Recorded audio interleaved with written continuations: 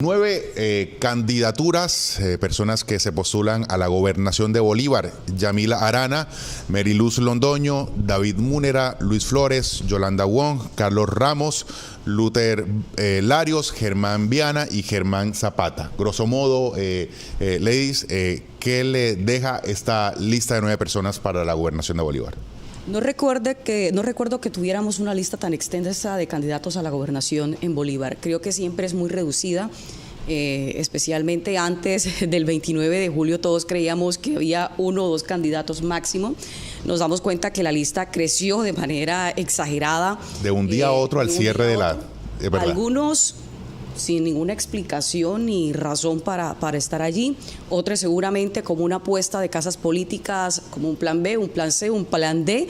Sin embargo, hay que decir que eso hace también un poco motivador esta contienda electoral, porque siempre la gobernación de Bolívar se la disputan los mismos con las mismas, ¿no? Y terminan siempre quedándose estas casas políticas poderosas del departamento con la gobernación y se ha convertido en un verdadero negocio. Grosso modo, esta lista, Álvaro. Mira, es algo que se está dando en el país, es un hecho sin precedentes. Normalmente, en términos electorales, el tamaño del distrito electoral reduce el nivel de competición. Me explico, en una alcaldía, un municipio pequeño, es factible que se presenten 10 candidatos, pero para una gobernación necesitas tú una capacidad, una logística, una suma de apoyos extremadamente importantes. ¿Qué ha pasado para poder explicar esta variable? Es que básicamente en Colombia las últimas reformas políticas permitieron la creación de nuevos partidos. Hoy estamos hablando de un sistema multipartidista, estamos hablando de 36 partidos.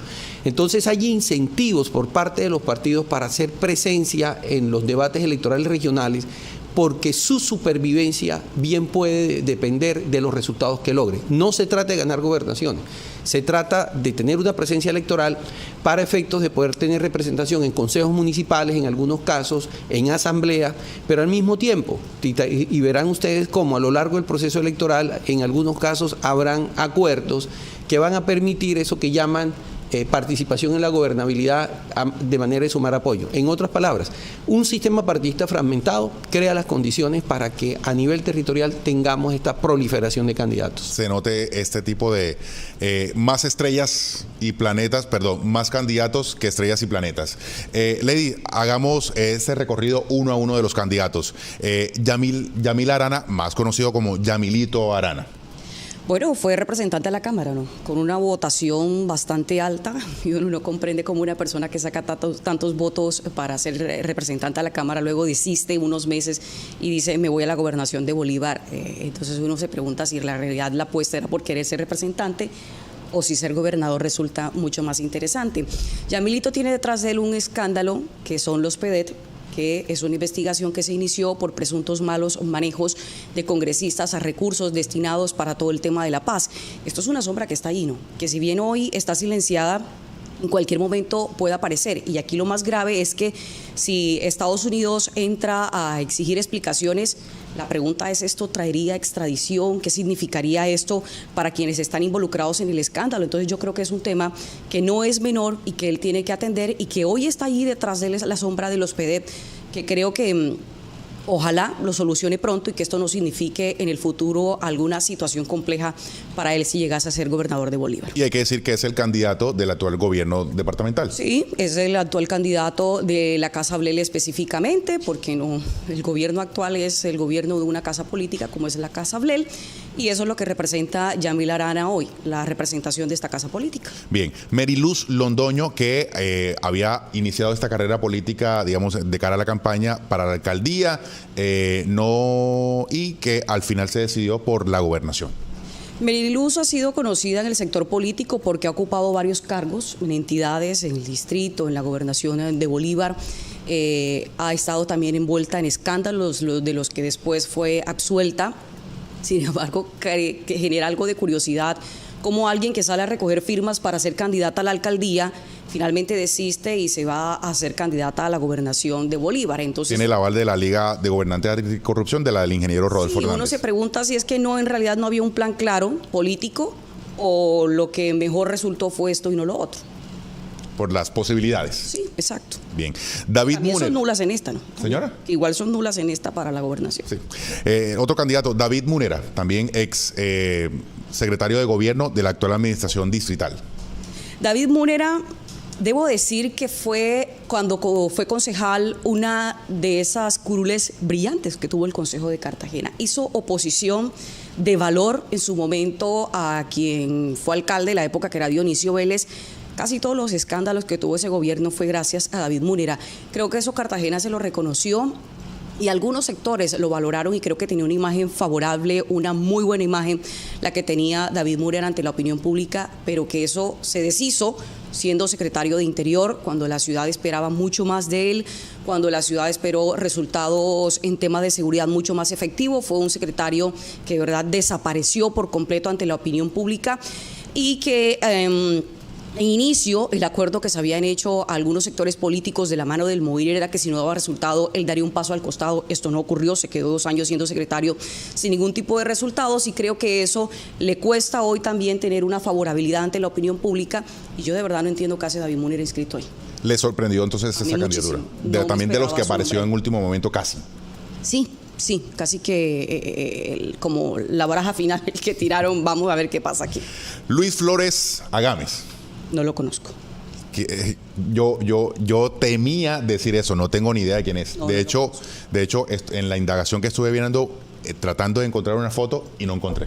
No tengo como ni para idea. poner allí. Pasamos al siguiente. Yolanda Wong, conocida, fue también alcaldesa encargada de la ciudad. Fue alcaldesa encargada, hizo parte de gobiernos anteriores, fue secretaria de Interior de Cartagena. Hizo un trabajo cuando secretaria, se vestía de policía y adelantó muchos operativos y temas en la ciudad. Su candidatura pues fue incierta hasta último momento, no se definía si iba a ser candidata a la alcaldía, candidata a la gobernación. Finalmente se fue por la gobernación, creyendo que sería la apuesta más clara y creo que es la contendora más fuerte que tiene Yamilito Arana en estos momentos. Sería esa segunda apuesta que tendría el departamento de Bolívar. Yolanda fue conocida políticamente por haber sido parte de la casa política de los García Zucardi. Allí hizo parte, ella inició su proceso político en esa casa. Hoy esa casa política desapareció, hoy ya no existe tras la muerte de Juan José García, que en paz descanse, que en realidad era el cacique de esa casa.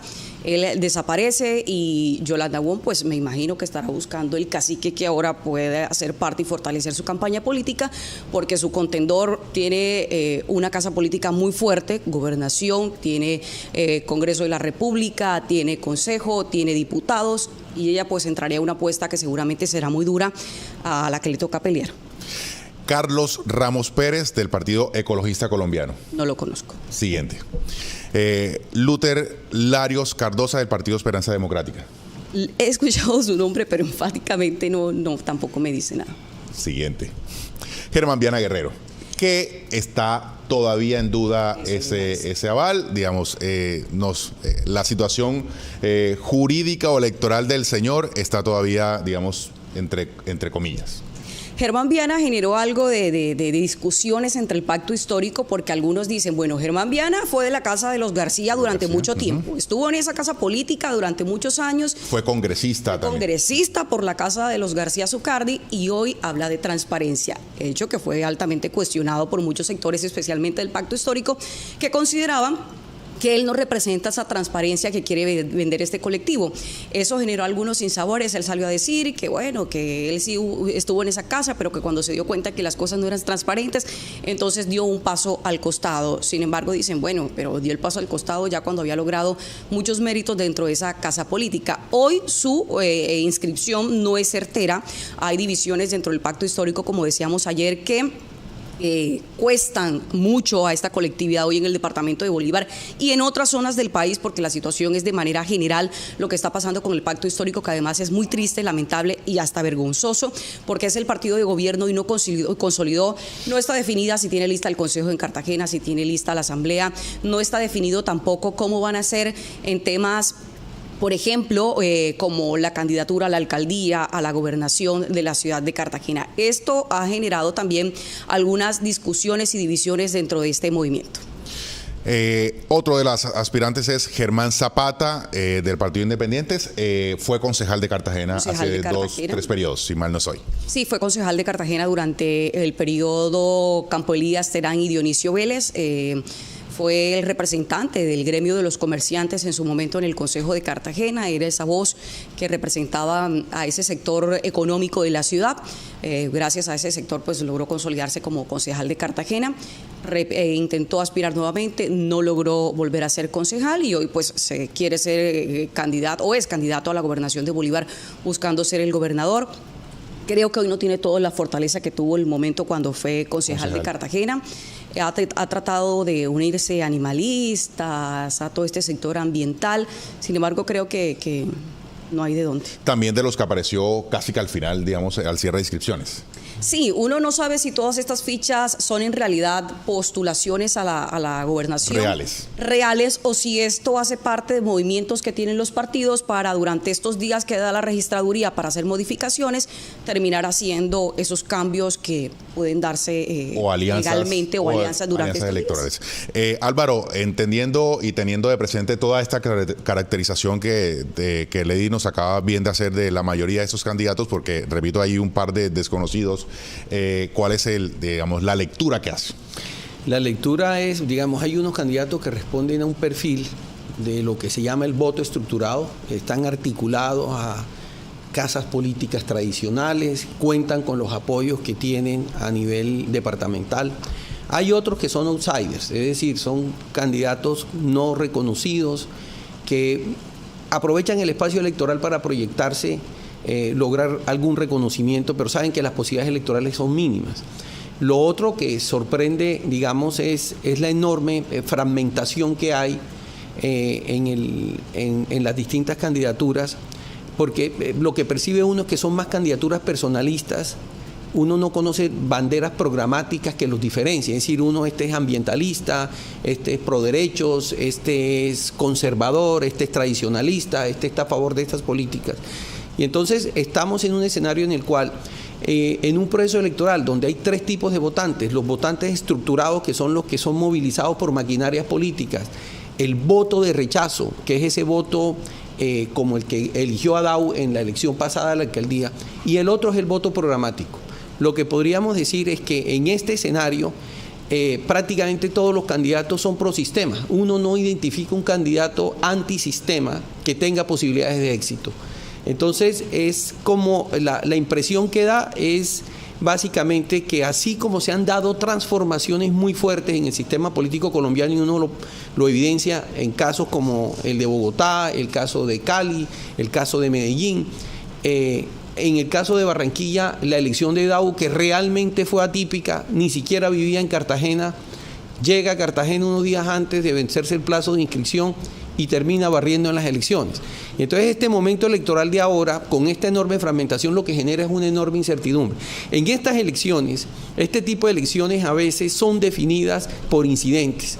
Un discurso, más que un discurso asertivo, son a veces los errores que pueden cometer los candidatos, que pueden ser aprovechados y que pueden generar reacciones en la opinión pública y en los electores, que pueden conducir en un momento dado a favorecer a un candidato u otro. El otro aspecto que es importante tomarlo en cuenta es la complejidad de entrar a un proceso electoral en circunscripciones electorales departamentales. Muy probablemente muchos de estos candidatos habrá municipios que ni siquiera los conocen, porque casi todos son provenientes de Cartagena, que es la ciudad capital. Y evidentemente pues ese desconocimiento de lo territorial hace que ellos, la capacidad que tienen de interpretar las necesidades que tienen estos municipios, poder darle una respuesta asertiva a los ciudadanos, poderlos movilizar, se reduce considerablemente. Y esto podría ser suplido si se tuvieran estructuras partidistas locales fuertes. Lo que estamos viendo ahora es una agregación de pequeños apoyos que muy seguramente estarán articulados por apetitos burocráticos, por incentivos económicos y por otra serie, digamos, de intereses, más que de una vocación de participar en un proceso político con vocación de transformación. Lady. No, estoy de acuerdo. Esto que está ocurriendo en tema electoral en el departamento de Bolívar no da apuesta a ese voto de opinión. Creo que Bolívar nunca ha votado en realidad por voto de opinión, nunca ha escogido un gobernador por voto de opinión. Aquí siempre ha sido cuál es la maquinaria. Sí, esto ha sido un tema de maquinarias que ha cambiado un poco, porque antes la gobernación se lograba gracias a la unión de varios sectores políticos. Hoy la apuesta es entre otros sectores políticos y una casa política. Eso creo que también es una variedad que tiene estas elecciones.